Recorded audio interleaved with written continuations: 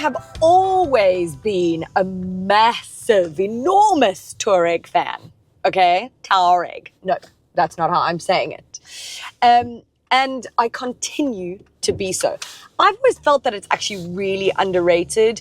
Everybody always goes for what they consider obviously the more premium models, like the Audi Q7 or the BMW X5 or Mercedes-Benz. And I'm always like, guys, this is kind of premium. This is premium, not kinda. This is premium, actually.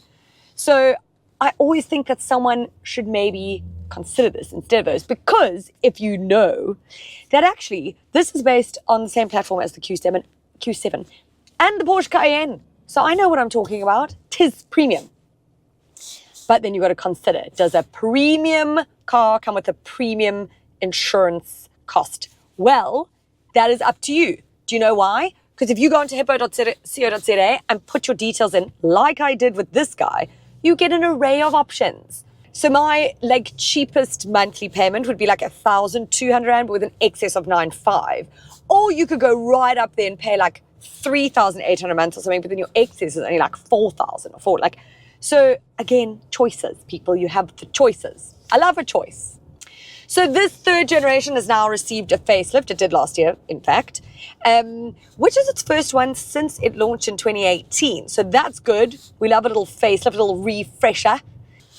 So it's now like much sharper in its design. It's got little upgrades, like it's now got the IQ Light HD Matrix lights and new front apron, new radiator, like the bumpers have changed, all in all, quite a little bit of tweaks here and there on the exterior. The interior has gotten more tech, it's actually got more plusher materials. The quality of materials has sort of upped its game. You also now get C charging ports that are quicker to charge. So they went from like 15 watts to like 45 watts. So that's great. You've got this 15-inch touchscreen, which is enormous. It has taken me some time to familiarize myself with it, which isn't usually the case, certainly not in a VW. And while everything is sort of great and easy to use to a degree, there are some functionality issues for me. So one, for whatever reason, my phone just doesn't connect all the time or automatically. My Android Auto keeps dropping. It's wireless, which does happen from time to time. But this is like, I get in my car, the phone should automatically pair. It's not. My Bluetooth's on. I keep connecting. It keeps happening. I've made it like a priority phone or whatever. So those are just some things, but that could be just some glitch between my phone and this car. I don't think it's necessarily exclusive to Touareg in any way. Touareg. But what I don't like, and this is exclusive to this, but it's many other cars have it too on a touchscreen, is the air conditioning. I can't stand it. I say it every time, and I wish manufacturers would listen, because I don't think I'm the only person to hate it. If I'm reversing or parking and my, the beepers are all going off and stuff, but I want to change my aircon setting, say the passenger, whatever, you press it, it doesn't do anything. You've got to wait until it's no longer on that screen. You've got to close it. Then when you do, if now I'm driving and I want to change aircon, it's got a few things that you can do down here. But when you click it, the whole full screen comes up again and you have to close it for that to go away. Unacceptable behavior. Unacceptable. There could be a setting, to be fair, that makes it go off. I haven't found it. I don't have time to find it. But I hope there is one. If there isn't, then that's a real letdown, okay? The other little bugger, and really these are the only tiny nitpicking glitch finicky things that I'm not loving, is these sort of haptic touch, haptic touch controls on the steering wheel are fine. I don't like the slidey thing at all. And so when you press them, it feels ever so clunky and clumsy. I don't think it feels as premium. That is it. Otherwise, I love everything else. So there are two trim levels, right? You get the elegance, and then you get this, which is the R line. There's about a 300,000 Rand difference. This is going to cost you like 1.8 million as standard, which is ever so slightly still cheaper than the Q7 or the BMW X5, etc. So that is good. This also, which is probably one of my favorite things, is the fact that it's a turbo diesel, but more on that in a second. I want to quickly talk about the space. I mean, it goes without saying that it's very spacious, but it has an 810-litre boot that literally makes my heart sing. Like, sing. I'm loading this up tomorrow. Look at me punting ladles of love again. You guys must think I'm like constantly doing it. I'm not. But I am ladling it up, with a bunch of stuff because we're moving house. I think I've said that before. Feels like we've been moving for decades. And I need to get rid of a whole bunch of stuff. And I love that I still have this because I'm just going to pop those seats down and I can fit everything in. Wait, that wasn't the radio. It was someone shouting outside. So that is fantastic. So it still has the 3-litre V6 turbo diesel that I mentioned earlier because I love a diesel. Gosh, I love a diesel.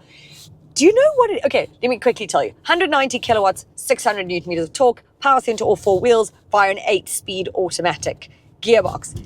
The torque delivery on this is as smooth as a baby's backside, as is the shifting of these gears. It's effortless, it's seamless.